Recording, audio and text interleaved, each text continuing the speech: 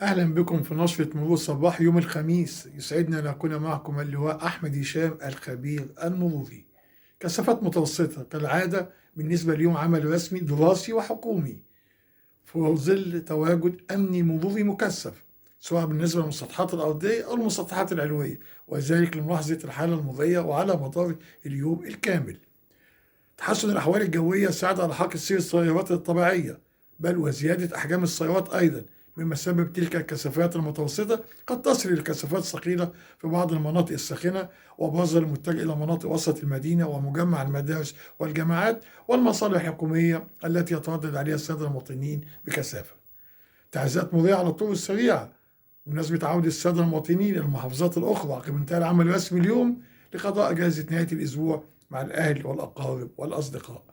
تعزيزات مرورية مع آخر يوم عمل رسمي، مع ملاحظة الحالة المرورية، مع تحسن الأحوال الجوية وعلى مدار اليوم الكامل.